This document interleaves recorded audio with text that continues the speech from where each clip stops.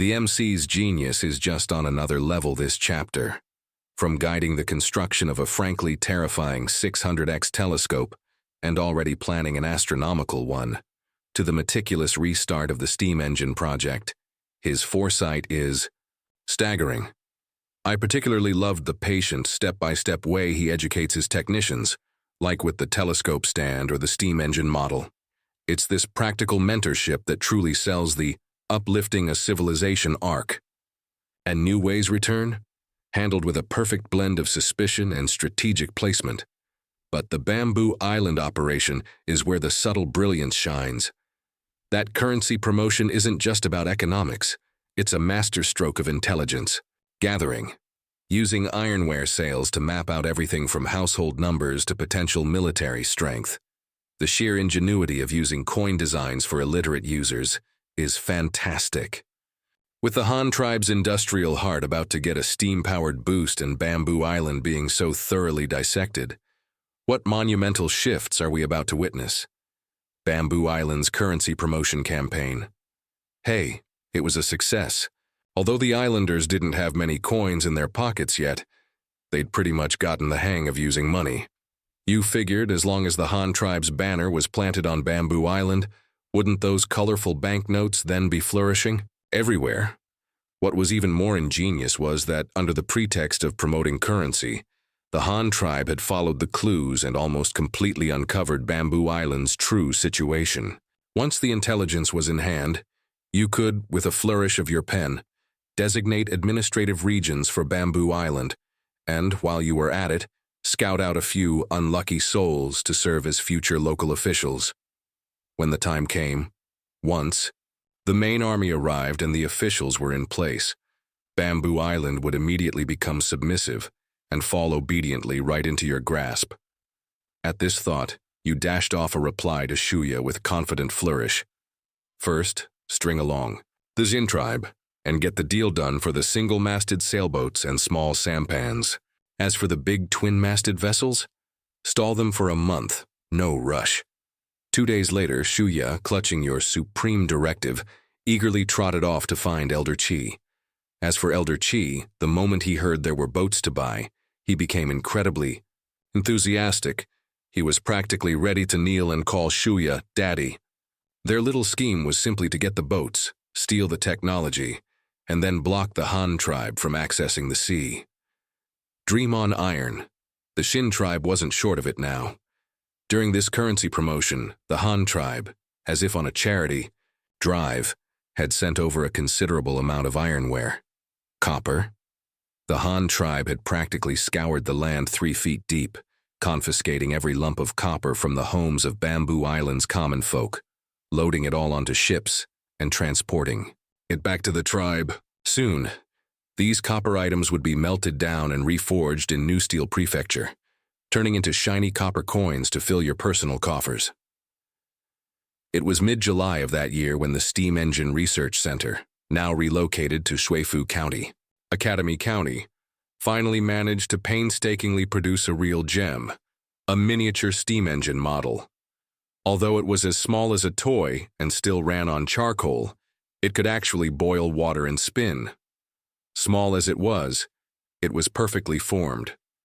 Most of this little contraption's parts were made using lost wax casting and were incredibly intricate.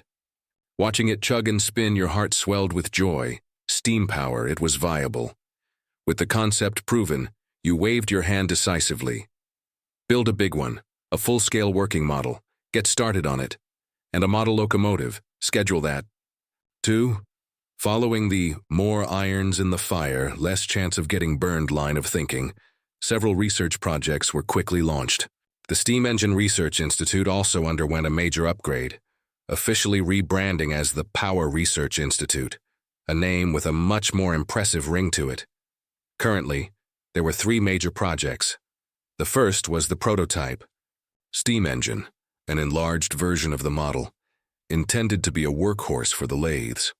The second, building on the experience from the prototype, was to tinker with a model for a narrow-gauge small train.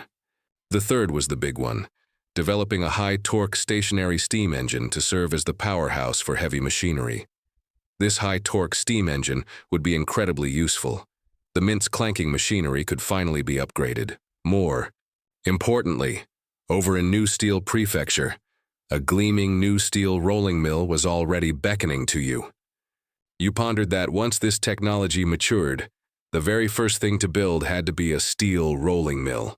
Just imagine, without a rolling mill, railway tracks could only be cast section by section, each just a few meters long, their quality dubious, making progress as slow as a snail's crawl.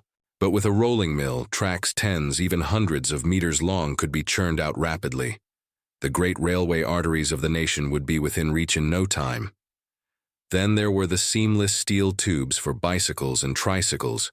Craftsmen would no longer have to toil away, painstakingly hammering them out. Rebar, steel reinforcing bars, steel cables, angle steel, I-beams. Building skyscrapers, erecting massive bridges. None of it would be just a dream anymore. To put it simply, a rolling mill was like a master chef pulling steel lamian noodles. It pressed and stretched red-hot iron blocks into desired shapes. This craft was known in modern times as hot rolling. If it succeeded, the Han tribe's productivity would skyrocket, and the lives of the common folk would become truly sweet. After meticulously laying out all these mentally taxing plans, you felt like your brain cells were about to stage a mass die-off. Suddenly, an idea sprouted like bamboo shoots after a spring rain. Time to go have some fun. No, I mean, a southern inspection tour, a trip to the seaside. To see the Tang tribe, Tuohai Prefecture, the legendary Bamboo Island, and also to lay eyes on your own future, Dragon's Ascent. After all, despite contending with Bamboo Island, daily you'd never actually seen the place with your own eyes. And while you were at it, you could check out this world's ocean, see if it was bluer and clearer than the one from modern times. Once this idea took root, it was like an itch you just had to scratch. You'd been cooped up in the tribe for too long and felt stifled. Even though you'd still have to work on the trip, a change of scenery would be a holiday for the mind, wouldn't it? Decision made, action followed. You immediately gave the go-ahead and arranged the southern tour. The whole family would come, not one left behind. Little Luo Cheng and little Luo Lan, those two little tykes, were almost 2 years old and sturdy enough not to be a problem on the road. Besides, with a whole entourage of wet nurses and nannies, what was there for you to worry about?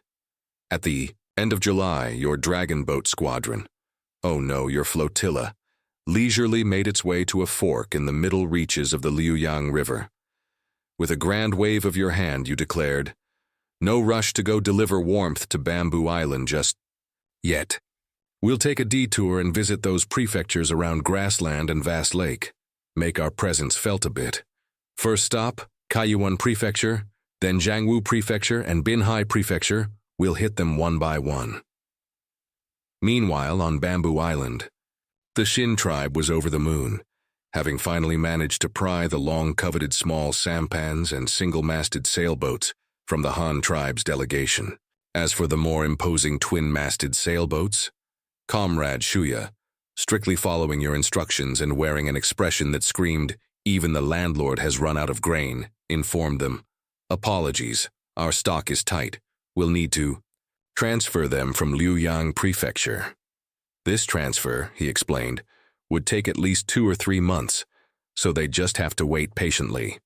The Xin tribe's leaders, having just acquired the single-masted sailboats, couldn't sit still. For a moment, it was as if they had ants in their pants. They absolutely had to take the boats out for a spin. These single-masted sailboats sold by the Han tribe, to put it plainly, were just the small, flat-bottomed type their merchant caravan had been bustling about in on the inland rivers a few days prior. 15 meters long, 4 meters wide, with a shallow draft, they were fast, could carry a lot, and weren't picky about docks. Even without one, they could be nudged right up to the riverbank. True little tyrants of the inland waterways.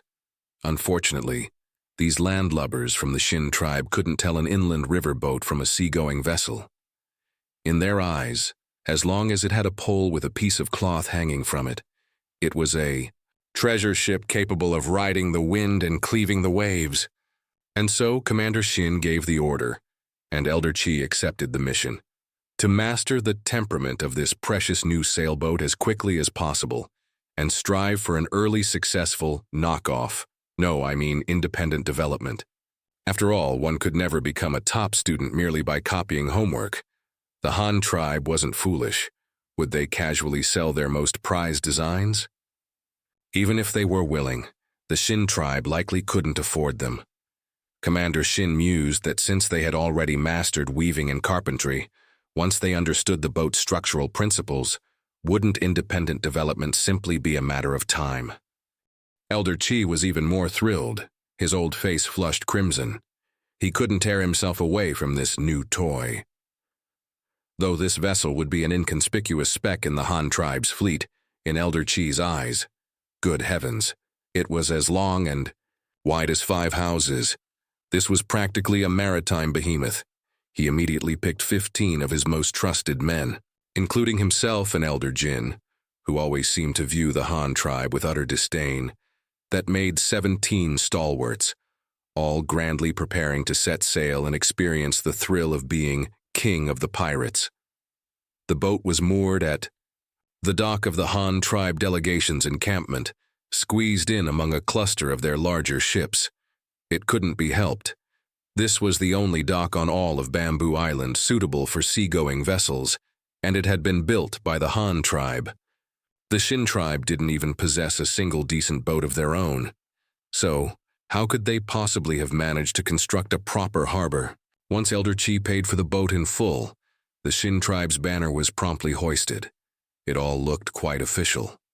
When Elder Chi, leading his men with a proud and swaggering air, came to take possession of the boat and announced they were heading out immediately for a jaunt on the open sea, word reached Shuya at once.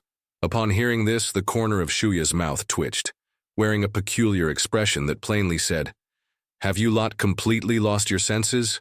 He made his appearance.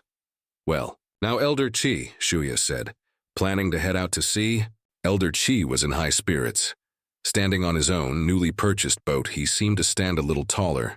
"Indeed, Han Envoy," he said, "we intend to test this boat right now. Do you have any advice for us?" "Advice? I wouldn't presume," Shuya replied, glancing at the delegation's banners, which were whipping about in the wind so violently they looked like they were having fits. He then offered kindly, "However, there's something I feel I should mention, though perhaps it's not my place. This boat has only just come into your tribe's possession, and your crew isn't yet familiar with it. The vast ocean is no joking matter. If Elder Chi wishes to test the boat, wouldn't it be better to try it out first on the Clearwater River?" When Elder Jin heard this, he was so incensed his nose practically contorted. He was Commander Shin's die-hard lackey, and already viewed the Han tribe with animosity. Now Shuya dared to obstruct them. He immediately jumped in, retorting sharply, "Hey, Han Envoy, what exactly are you implying? Are you looking down on our Xin tribe? Our men may not have sailed before, but everyone of them is a hardy soul capable of enduring any hardship. And their courage to conquer the sea, it's absolutely top-notch. If your Han tribe can sail these waters around Bamboo Island, on what grounds can't the Xin tribe? I think you just don't want to see us prosper." He looked ready to point a finger right in Shuya's face and curse him out.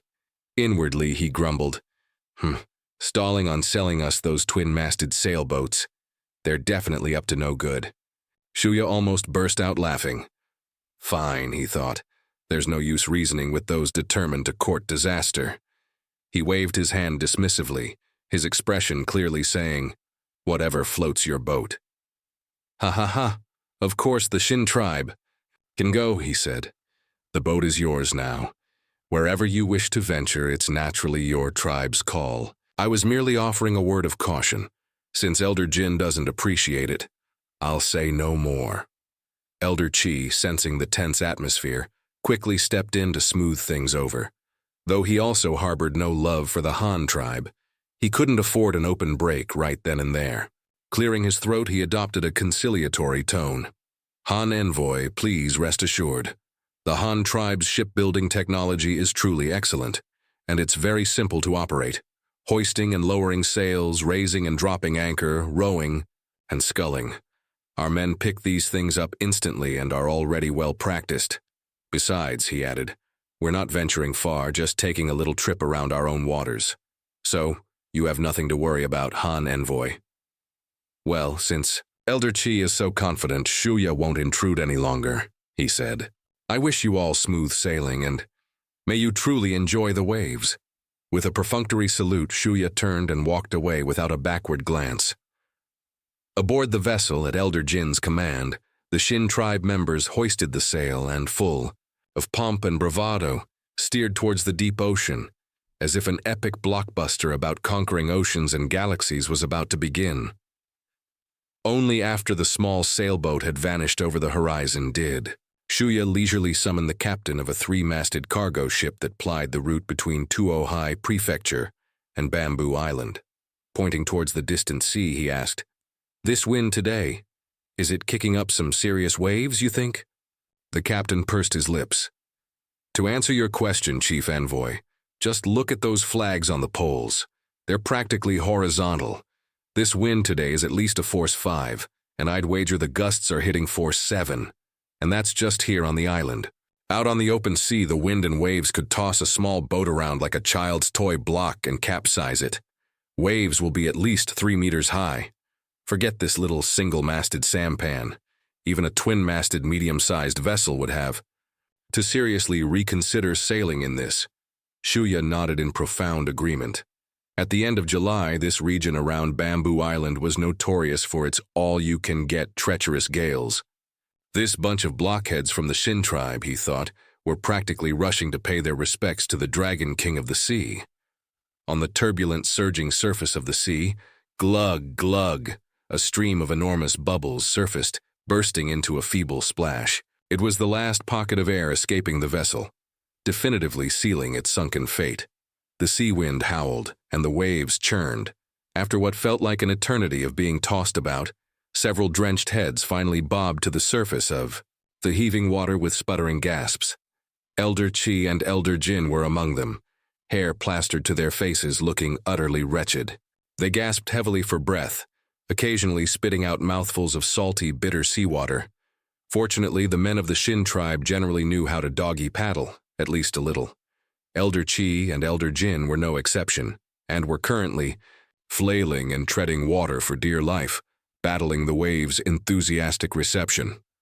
Elder Chi wiped the seawater from his face and slicked back the strands of kelp, his sodden hair, that were plastered to his forehead. Squinting, he scanned the turbulent water and finally spotted a few other figures, along with some bottles and jars drifting from the sunken boat's hold. His eyes lit up as he spied a sealed water bucket floating not far off. With a desperate scramble, he swam towards it and clung on, at last able to catch his breath. "Elder, quick, swim that way, to the reef!" a sailor shouted at the top of his lungs, emerging from the spray not far off, and pointing to a barely visible reef in the distance. Lifted by a wave, Elder Chi seized the moment to get a better view, and sure enough, he spotted the lifeline. Reef? With a yell to rally the others, he was the first to begin thrashing his way towards it. Elder Jin, however, was in a far worse state. Just before, when a massive wave had slammed the bow, his head had made violent, intimate contact with one of the canopy's support pillars.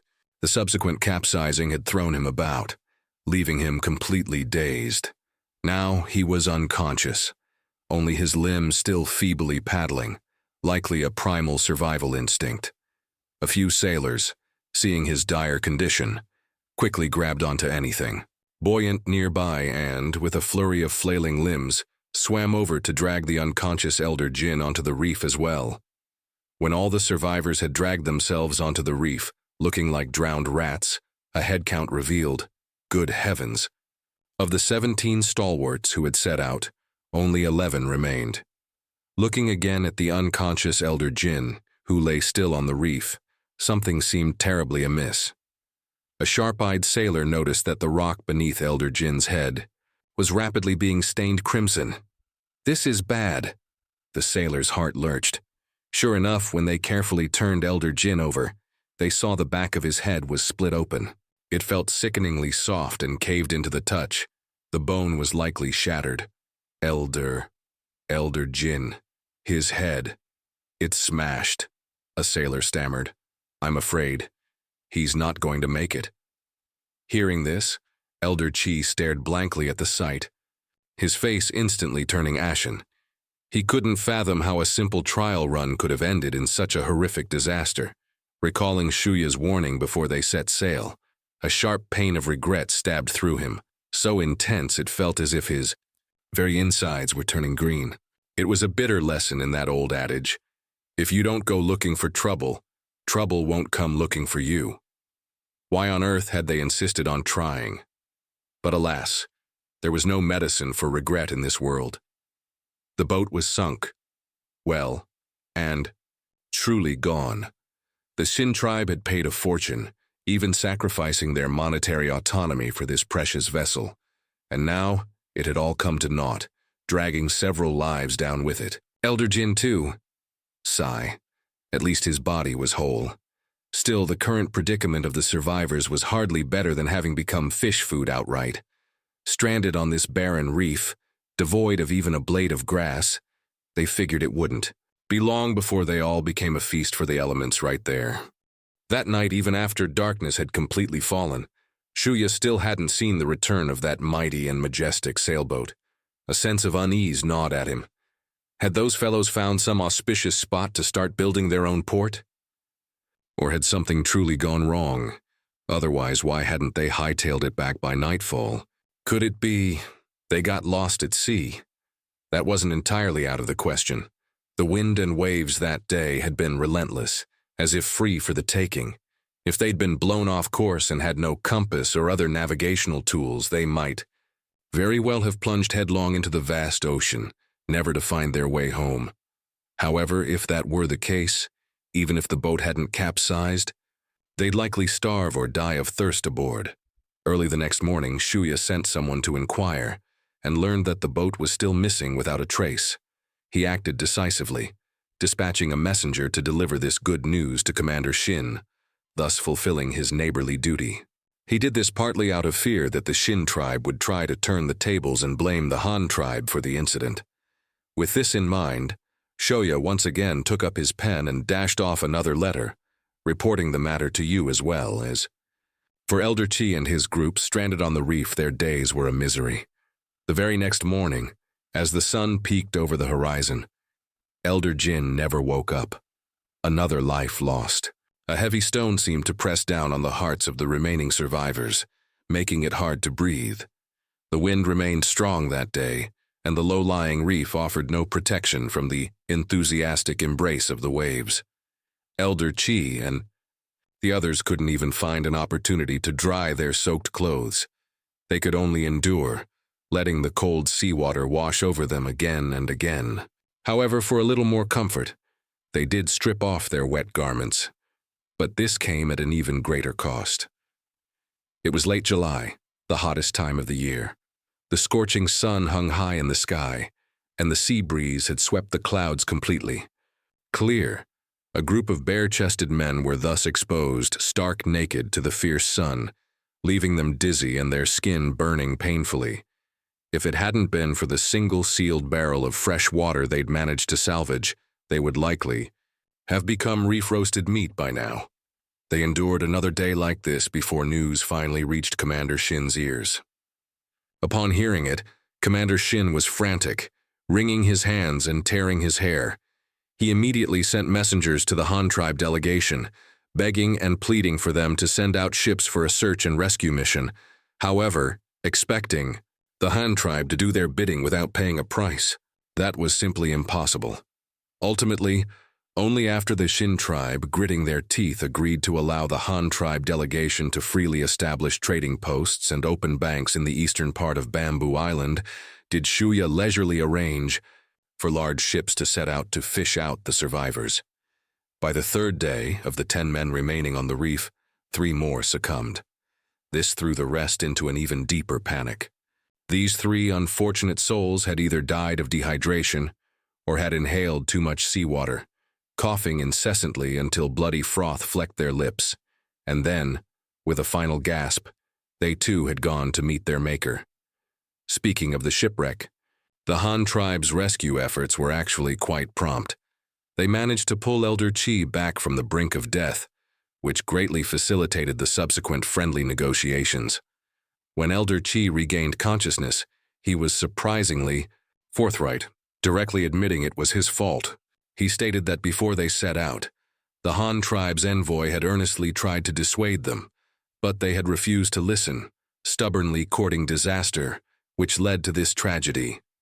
With the person directly involved saying so, what could Commander Xin possibly say? He could only swallow his pride and accept their misfortune. However, after this ordeal, the higher-ups in the Xin tribe finally gained a true appreciation for the gentle nature of the sea. The ocean held many treasures, but when it lost its temper, it was no laughing matter. A slightly stronger gust of treacherous wind could tear their flimsy little boat to shreds. Of course, the boat being too small was also a critical flaw. Having grasped this point, Commander Xin was naturally unwilling to play with small boats anymore. He slapped his thigh and made a solemn decision.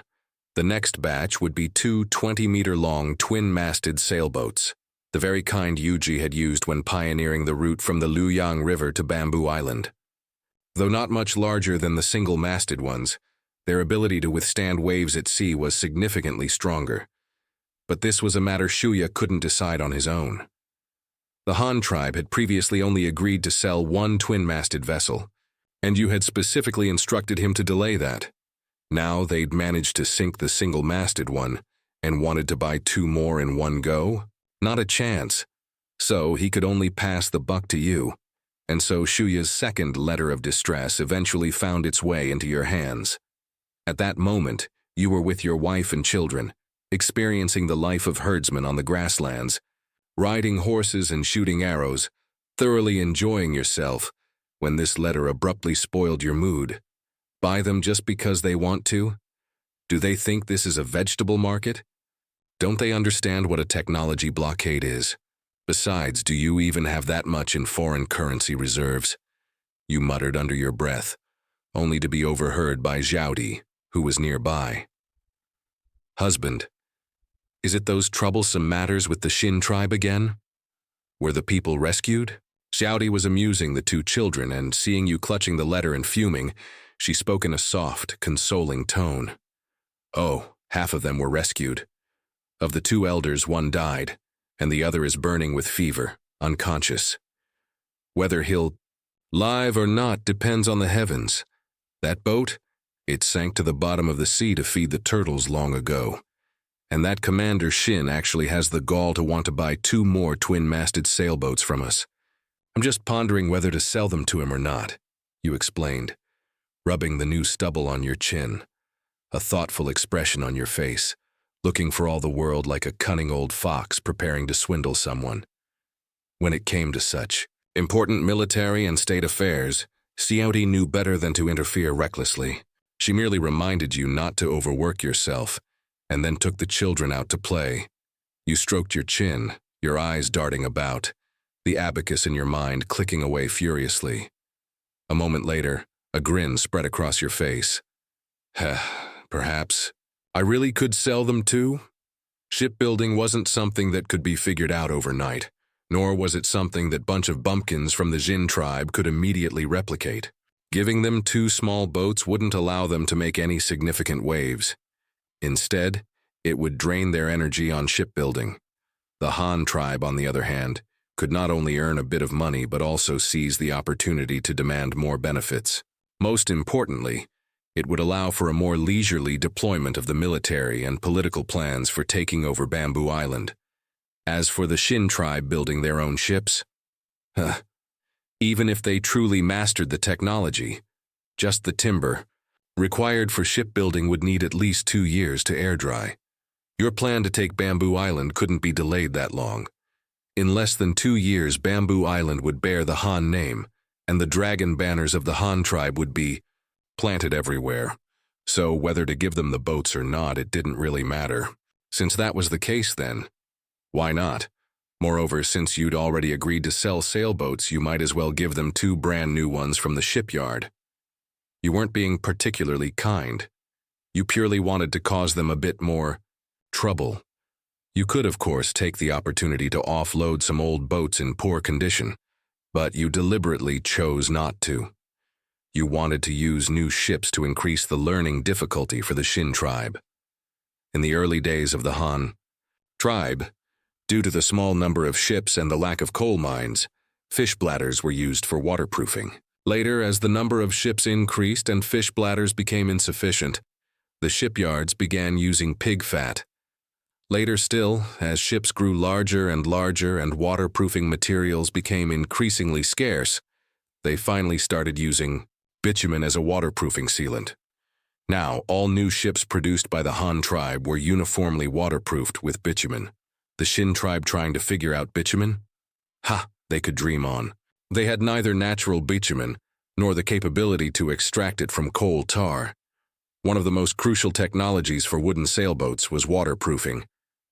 Without this key material, even if they managed to replicate the boat perfectly, it would leak like a sieve everywhere, and would be nothing more than a display piece on the beach. As for whether they might think of using other gel-like substances as a substitute, you weren't worried at all. Taking a huge step back, even if they did manage to cobble together a seaworthy vessel, in the face of the Han Tribe's gunboats, it would be blown to pieces with a single cannon shot. Your restrictions on the Xin Tribe's shipbuilding industry were, to put it bluntly, aimed at confining the inhabitants of Bamboo Island to their island, preventing them from wandering off, thus making it more convenient for you to receive your delivery later. Having thought through these connections, you took up your pen with a flourish and wrote a reply to Shuya, telling him to handle it as he saw fit and to proceed cautiously in his friendly dealings with the Xin Tribe. Then, in high spirits, you continued your in-depth inspection tour of the Grasslands. Wandering the Grasslands with your 3 wives and 2 children, you didn't always stick together, as everyone had different interests. First, you distributed the military-grade binoculars you had brought, handing them out like candy to the garrison. Troops in the 3 prefectures of Honghu. The prefectural governors naturally received theirs, and military leaders of all ranks also got a share. Binoculars were issued down to the level of Zongqi, company commander, and scouts were each equipped with one, an act of generosity bordering on the insane. Simply put, I, the leader of the Han Tribe, am not short of money. Just spend it. You, along with the garrison troops of Kaiyuan Prefecture, the officers of the Qianyu Wei, 1,000 Ox Guard, and Prefect Ying Rui, stood together on the outer city wall, inspecting the city defenses while trying out the newly acquired binoculars from this vantage point. Leader, these binoculars are truly a reconnaissance marvel. Ying Rui was the first to pick up a pair, looking left and right, his face flushed with excitement. If we'd had this treasure back at the beginning of the year, we definitely would have spotted Modun and his scoundrels much earlier, and we would have had more time to prepare. Isn't that the truth? Chai Duoduo, commander of the Qianyu Wei, also lamented. If we'd had this thing earlier, perhaps we wouldn't have let that Modun fellow slip away. If every scout had one, Modun wouldn't have been able to escape our grasp. Even if he'd sprouted wings. Let him run, you said with a smile, patting the newly built projecting crenellations on the city wall, your expression calm. Modun has already been crippled by us, having witnessed the might of our Han Tribe. Even if he wants to rally people to throw their lives away again, probably no one will pay him any heed. This battle thoroughly established the prestige of our Han Tribe, and also showed those who were blind to reality the power of our cannons. As long as they haven't got water in their brains, no iron-headed fool should dare to come looking for trouble here again. These projecting crenellations on the city wall were a first in the history of Han Tribe city construction. They were specifically designed to deal with enemies trying to sneak up to the base of the wall to engage in mischief or attempt ants-moving house siege tactics, ensuring the city wall's defense had a true 360-degree no-blind spot coverage. As long as the enemy didn't bring out heavy siege weapons like trebuchets or cannons, The walls of Kaiyuan Prefecture were like copper ramparts and iron bastions. Anyone who came would lose a few teeth. After the Battle of Kaiyuan City, the Han tribe had taken so many prisoners that the construction speed of the outer city wall seemed to be on fast forward. First, they painstakingly dug irrigation canals along the lake, diverting water for farming, and incidentally enclosing pastures.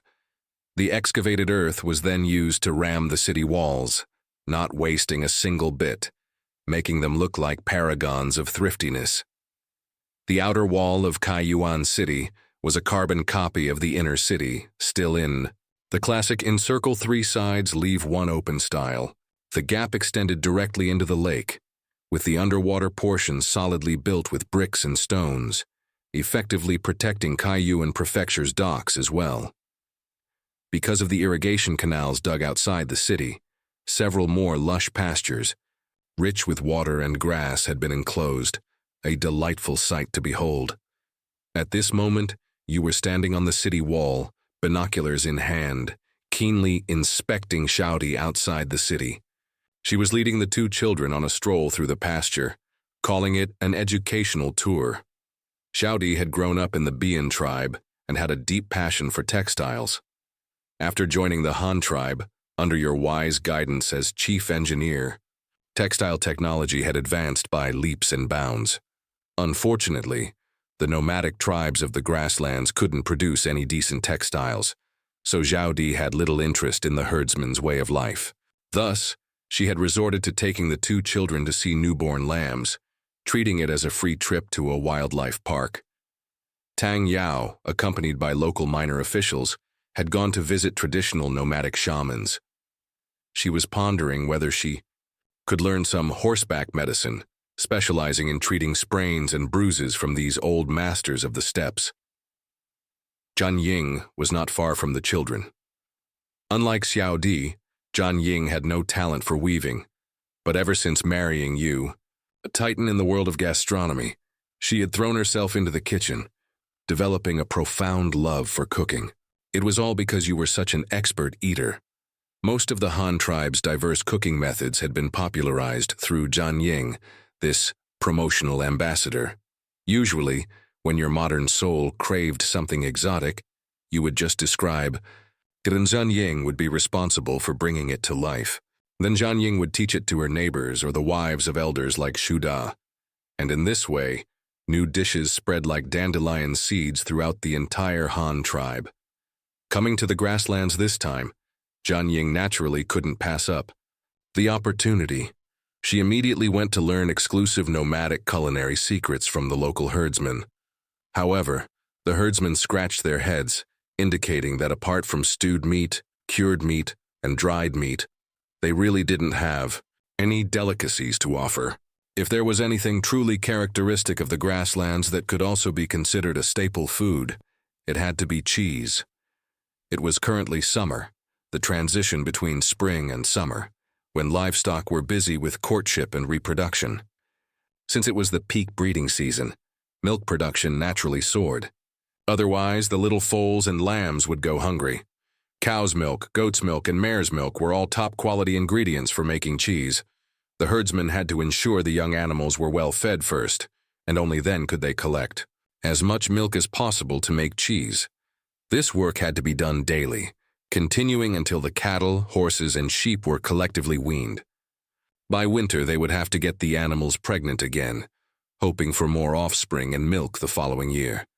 In modern times, to get cows to produce more milk, there was a whole array of methods like lactation-inducing injections, false pregnancies, and pseudo-pregnancies, tricking the cows so thoroughly that they produced milk year-round.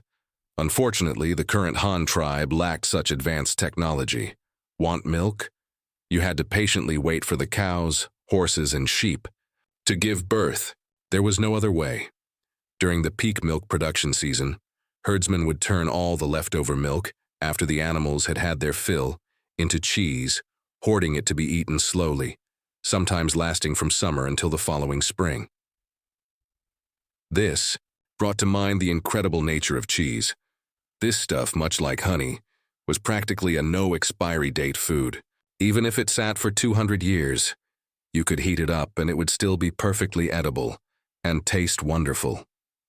You once heard a joke that even if honey thousands of years old was dug out of an Egyptian pyramid, you could heat it up and spread it on bread, and it wouldn't affect the taste at all.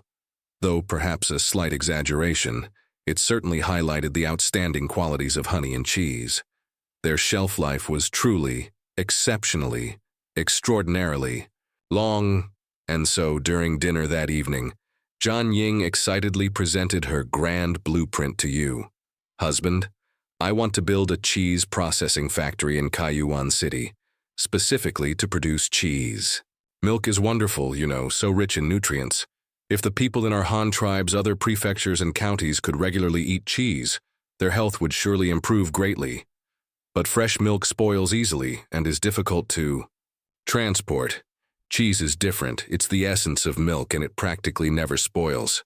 You could transport it to the ends of the earth without a problem. What do you think, husband? You picked up your glass tumbler and took a sip of warm milk, mulling it over. Milk was indeed good stuff. Drinking it regularly could help one grow taller and stronger. You knew that much. Westerners were big milk drinkers, though it wasn't until the Renaissance and into modern times that Europeans generally saw a significant increase in height. Before that, they weren't much taller than Asians. This was significantly related to long-term milk consumption. But back then, storage technology was what it was, so Europeans couldn't get fresh milk either. They relied on various dairy products for nutrition. Bread, sausage, jam, and cheese, the Old Western foursome, so to speak. Cheese, heated and melted onto a slice of bread, was their staple. Even in hamburgers, a couple of slices were indispensable. Zhan Ying enthusiastically described her ideas, including various dairy products made from milk and the steps involved in cheese processing. What surprised you most was that the method for making cheese was remarkably similar to making tofu. This thoroughly intrigued you, a modern man who had never encountered cheese production firsthand. Husband, milk is just like our soybeans. Both are incredibly versatile ingredients that can be made into all sorts of delicious things. Soybeans can be pressed for oil, and milk can be refined into butter and cream.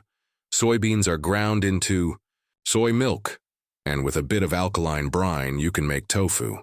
Milk is already liquid, heated up, add some acidic fruit juice, and it solidifies into cheese. It's almost exactly like making tofu. Well, now your curiosity was well and truly piqued. You drunk plenty of milk in your past life, but this was the first you'd heard of how cheese was actually made. If it really was similar to making tofu, then wouldn't this cheese factory be run along the same lines as a tofu workshop? The investment wouldn't be huge anyway. Why not give it a try? It might just work. So, as soon as dinner ended, you eagerly had Zhan Ying demonstrate the cheesemaking process for you on the spot. It was pretty much as she'd described. This time, Zhan Ying used goat's milk. First, she heated it, then let it cool in a container to about body temperature, a step similar to boiling soy milk. Next, she added acidic fruit juice and stirred it evenly, which was again analogous to adding brine when making tofu. The difference was that tofu was brined while hot, whereas cheese had its additive introduced after cooling slightly. Zhan Ying used a type of wild small lemon that the herdsman had given her, about the size of a walnut and a vibrant green. You curiously took a bite and were nearly sent into orbit by the intense sourness. It felt like your soul was about to leave your body. She squeezed some lemon juice into the warm goat's milk, stirred it well, and then let it sit quietly for about half an hour. The goat's milk transformed into a soft, tender, coagulated state, much like soft tofu or dufu nao, jellied tofu. At this point, the coagulated goat's milk was broken up with a spoon or knife and stirred continuously to separate the liquid whey from the solid cheese curds. Then came the filtering process, where the curds were scooped out and left to drain, also known as controlling the water. Afterward, the curds would naturally stick back together into a solid block. It couldn't be shaped directly at this stage. The cheese block had to be crumbled again, and then aged cheese curds from a previous batch were added. Zhan Ying explained. This was for fermentation. You mused that this was the same principle as using a sourdough starter for making steamed buns. Using a piece of dough saved from the last batch and adding it to the new dough was essentially a method of inoculating, or a different method achieving the same brilliant result. After adding the yeast, an appropriate amount of salt was sprinkled in and mixed thoroughly. Finally, this mixture was pressed into molds to set its shape. Duang. The cheese was made. Watching this process, so strikingly similar to making tofu, you couldn't help but exclaim, "This is just too amazing." It was like an otherworldly tofu workshop had just opened for business. The freshly made goat cheese had a fragrant aroma with a subtle, almost imperceptible sweetness. The bit of lemon juice was purely a cameo appearance, acting as a catalyst and then disappearing. Its sourness was practically negligible. However, when Zhan Ying proudly presented several varieties of aged cheese she'd been keeping, the flavors were a wildly different story. After a thorough appraisal, you concluded that with cheese, the older it got, the more eccentric it became. First was the hardness. Cheese aged for 3 years or more had a texture approaching that of a rubber tire. It looked like it, and it certainly tasted like it. 5 years and older, and it was practically a weapon-grade brick capable of knocking someone out if swung, no exaggeration. Then there was the sourness. Likely due to yeast fermentation, the older the cheese, the richer and more mellow the sourness. Not the sharp, tooth-achingly sour kind, but more like a thick, aged yogurt with a long-lasting aftertaste. And because salt had been added, it also had a unique savory, salty flavor, reminiscent of freshly roasted nuts. To sum it up, the taste of this cheese was a kaleidoscope on the palate, savory and salty leading the charge, followed closely by a milky aroma with hints of sweet and sour and a nutty finish. All these flavors swirled together. Hey, it was actually quite addictive. The most heavyweight among them, the one that made your eyelids twitch, was a cheese riddled with patterns like blue enchantress roses. The herdsman had passed it down through generations, completely unaware of what it truly was. But you recognized it at a glance. This was just moldy. Those blue patterns were a veritable army of fungal hyphae. Of course, this kind of cheese was edible. It was just mold, no big deal. When it came to the art of eating moldy things, one had to look to the great nation of foodies, that infamous dark cuisine, stinky tofu, and various fermented bean curds and sauces. Which of them wasn't a masterpiece of moldy beans? Soy sauce and the like were all born of the same mother. So, upon learning it was edible, you didn't make a fuss. Zhan Ying cut off a small piece. You closed your eyes, steeled yourself, and popped it into your mouth. The taste? It was indeed unique, more substantial than ordinary cheese, and the acidity was also a notch higher. Cheese is indeed a good thing, and it's not too troublesome to make. Perhaps we can try promoting it, you said, smacking your lips, making the decision. However, this is also the staple food of our herdsman brothers. It's not realistic to think we can just buy up all their cheese and transport it to other parts of the Han tribe. Let's start by setting up a few small workshops to test the waters. We can trade grain with the herdsmen for their milk. If it works out well, then we can consider expanding production and embarking on the road to riches. That's wonderful. Thank you, husband. Zhan Ying's face lit up with joy, and she bowed gracefully. And this cheesemaking method, you need to summarize it properly and write an operation manual. Also, see if you can find seeds for that sour little fruit and try to cultivate it artificially.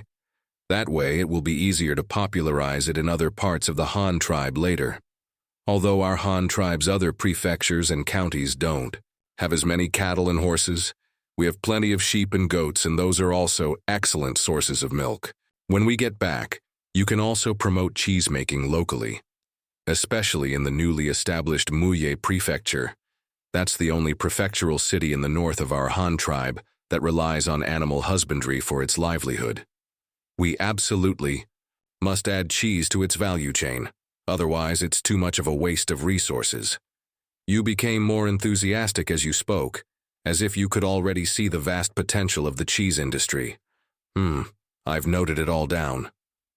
Zhan Ying nodded. Her eyes darting thoughtfully, she then offered her own small suggestion.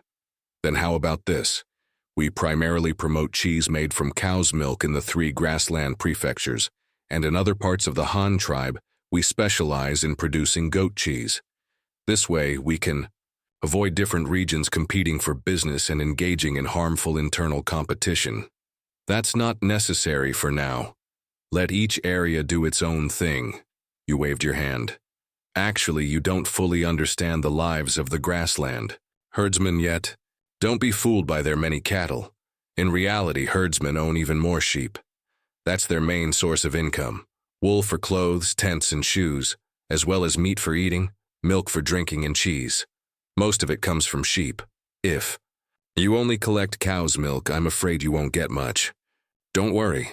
Even if the entire Han tribe makes goat cheese, given our current population and territory, we can definitely consume it all. The kind of regional industry conflict you mentioned won't happen. You thought for a moment and added, however, what you said about industry conflict isn't entirely unreasonable. It won't be a problem in the short term, but it will definitely become an issue in the long run. So, those herdsmen who have joined us will also need to change their breeding methods in the future. You don't need to worry about this. I'll transfer a batch of professionals from the Ministry of Agriculture later and have them start selecting and breeding new livestock varieties. In the future, under the Han tribe's management, all livestock will have to undergo breed optimization before their breeding scale can be gradually expanded. For cattle, we need to breed beef cattle specifically for meat, dairy cattle specifically for milk, and draft cattle specifically for plowing. For sheep, we also need to differentiate between milk-producing, wool-producing, and meat-producing types. And for horses, we must further distinguish between draft horses for pulling carts and war horses for battle. This is a systematic major livelihood project. We can't get fat in one bite, but we can start working on it now. You waved your hand grandly, full of heroic spirit. Okay, I'll listen to whatever husband says. Zhan Ying doesn't understand all those profound things. I just need to make good cheese. Zhan Ying smiled sweetly beside you, her eyes sparkling with adoration. Tang Yao, standing nearby, looked as if her jaw was about to drop. She truly hadn't expected your thinking to be so audacious. The Tang tribe had only just begun to learn the basics of livestock breeding from the Han tribe, and here you were, already aiming to directly implement livestock breed improvement and optimization. Not only that, but you also wanted to artificially control livestock breeds, developing different uses for a single animal species. Never mind whether the Han tribe could actually achieve it. Just the idea itself was impressive enough. How could she know this was essentially prehistoric biotechnology? This breed optimization you speak of, can the Han tribe really achieve it? Thinking this, Tang Yao couldn't hold back any longer and blurted out the question, her tone filled with disbelief. Of course it can be done. It's not like trying to ascend to the heavens. It just requires a lot of experimentation and time, you said with a slight smile, and everything is under control expression on your face. I call this optimization method selective breeding. It's like when you grow medicinal herbs. If you have 2 herbs of the same species, one grows tall and strong, with excellent medicinal properties, while the other is withered and weak, with poor medicinal effects. When you plant next time, which herb's seeds would you choose? Seeing her eagerness to learn, you naturally didn't hesitate to teach her, even offering an example for clarification. Oh, so that's selective breeding. Tang Yao, who dealt with medicinal materials year-round, understood plant selective breeding immediately. After all, it was her area of expertise, but when it came to breeding animals, she was still an outsider, severely lacking in knowledge. But those are plants. Can animals which are alive and kicking also be selectively bred like that? Yu Gomse had to persevere and offer another example. All right, let me give you another one. Suppose a man has a flock of sheep in his pen. Among them, a few are pure white, their fleece as white as snow, and their wool feels fine and soft, like clouds. However, these sheep are frail and sickly, Small in size, difficult to raise, and have a low birth rate.